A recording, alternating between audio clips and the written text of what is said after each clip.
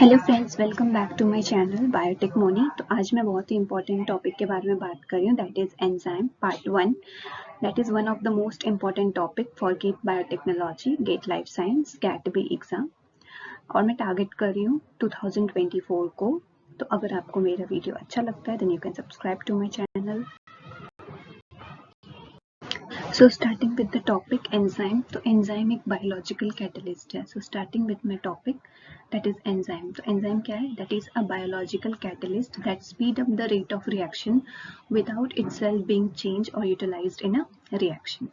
तो enzyme क्या होता है? ये एक catalyst होता है. वो क्या करता है? reaction की rate को speed करता है. वो change नहीं करता reactions को. It only speed, ये rate बढ़ा देता है. It increases the rate of the reaction. और ये एंजाइम जो है वो यहाँ वो अपना नेचर चेंज नहीं करता, ना ही वो यूटिलाइज्ड होता है रिएक्शन में। नाउ कुछ प्रॉपर्टीज हैं एंजाइम्स के जो कि हमें देखना है, जो एग्जाम में बहुत ही इंपॉर्टेंट है। मैं अभी थ्योरी पार्ट 1 में कवर कर रही हूँ, फिर धीरे धीरे मैं आगे बढ़ूंगी। तो अगर आपसे पूछा जाए कि या क्या सारे एंजाइम्स प्रोटीन्स होते हैं, तो no, there is an exception, that is ribozyme, जो कि एक कैटालिटिक आरएनए मॉलिक्यूल है। ठीक है। एंजाइम्स की दूसरी प्रॉपर्टी क्या होती है? It enhances the rate of reaction. How? By forming a weak non covalent interaction with home substrate. ये एक वीक बॉन्ड फॉर्म करता है, नॉन कोवेलेंट। अभी मैं डायग्राम से आगे बताऊंगी। It decreases the activation energy, और यही एक मेन रीजन है। एक्टिवेशन एनर्जी डिक्रीज होता है, इसलिए रेट ऑफ रिएक्शन इंक्रीज होता है। और एक्टिवेशन एनर्जी क्या होता है? It is the energy required by the substrate to gets converted into the transition state, और ट्रांजिशन स्टेट के बाद वो एक प्रोडक्ट बनता है। ठीक है। तो यहाँ से यहाँ जाने का जो एनर्जी रिक्वायर होता है that is the activation energy. ठीक है।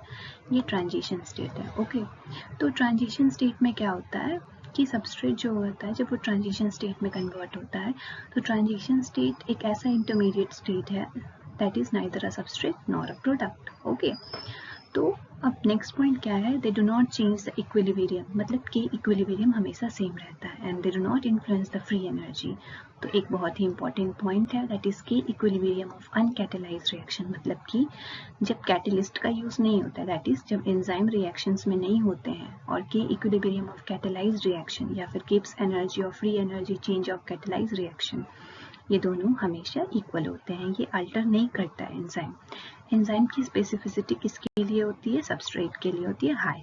Enzymes are temperature specific also. कैसे? एंजाइम क्योंकि एक प्रोटीन है और प्रोटीन टेम्परेचर पे डिपेंड करता है। हाई टेम्परेचर पे प्रोटीन डीनेचर हो जाता है, और लो टेम्परेचर पे प्रोटीन रीनेचर हो जाता है। तो अब बात कर रहे हैं एक बहुत ही इंपॉर्टेंट नोट के बारे में। तो एनर्जी रिलीज जो होता है जब formation of weak non covalent bond between enzyme and substrate form होता है, तो जिसके कारण एक्टिवेशन एनर्जी डिक्रीज हो जाती है। ठीक है।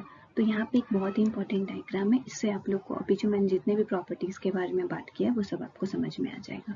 सबसे पहले हम लोग बात करते हैं अनकैटेलाइज्ड रिएक्शन की। अनकैटेलाइज्ड का मतलब है एंजाइम, अनकैटेलाइज्ड का मतलब है एंजाइम नो प्रेजेंट। ओके।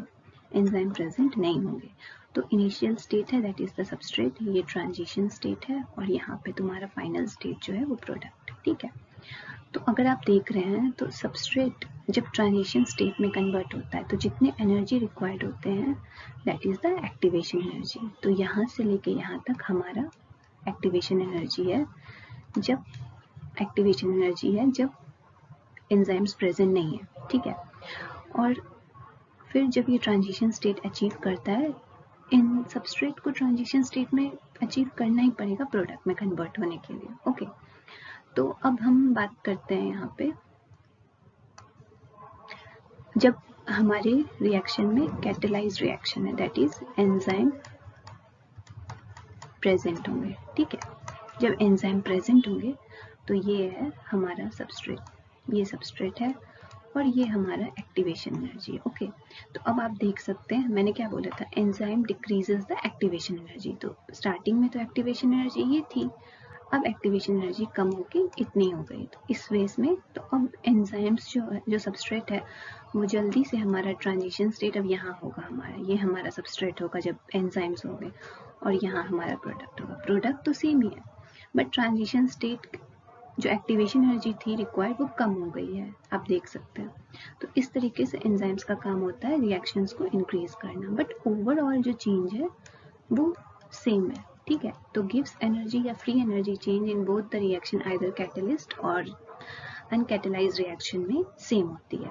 तो ये डायग्राम बहुत इंपॉर्टेंट है, आप इसको ध्यान से देखिए, ठीक है। तो ये कुछ प्रॉपर्टीज थे एंजाइम्स के। तो अब हम बात करते हैं क्लासिफिकेशन ऑफ एंजाइम की। तो क्लासिफिकेशन ऑफ एंजाइम में दो टाइप के एंजाइम होते हैं, सिंपल एंजाइम और कॉन्जुगेट एंजाइम। सिंपल एंजाइम सिर्फ कॉन्स्टिट्यूट करता है प्रोटीन के पार्ट, और कॉन्जुगेटेड एंजाइम जो होता है वो कंस्टिट्यूट करता है प्रोटीन पार्ट जिसको हम लोग कोएंजाइम कहते हैं, एंड नॉन प्रोटीन पार्ट जिसको कि हम लोग कोफैक्टर कहते हैं। अब एक बहुत ही इंपॉर्टेंट पॉइंट आता है एपो एंजाइम, जिसको हम लोग एपो प्रोटीन भी कहते हैं, ठीक है, apo protein. It is enzymatically inactive.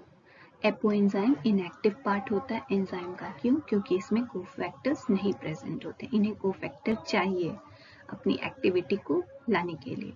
अब हॉलो एंजाइम क्या होता है? एक inactive part that is apo enzyme with active part cofactor को मिला के हम लोग हॉलो एंजाइम बोलते हैं, ठीक है, हॉलो एंजाइम। अब प्रोस्थेटिक ग्रुप क्या होता है? That are tightly bound to the enzyme, उसको प्रोस्थेटिक ग्रुप कहते हैं। तो एक इम्पोर्टेंट स्टार मार्क कर लीजिए कि हॉलो एंजाइम क्या होता है। हॉलो एंजाइम, हॉलो एंजाइम ऐसे आप याद कर सकते हैं, whole, holoenzyme whole, whole मतलब एक तो इनएक्टिव पार्ट होगा और उसको चाहिए cofactor for to regain its activity. तो holoenzyme made up of apoenzyme plus its cofactor, ठीक है। तो ये बहुत इंपॉर्टेंट है और ये हमेशा आता है। तो आप ये छोटी छोटी चीजें आप लोग को रिमेम्बर करनी होगी। अगर आपको मेरा वीडियो अच्छा लगा, thank you for, you can subscribe to my channel. Thank you for watching.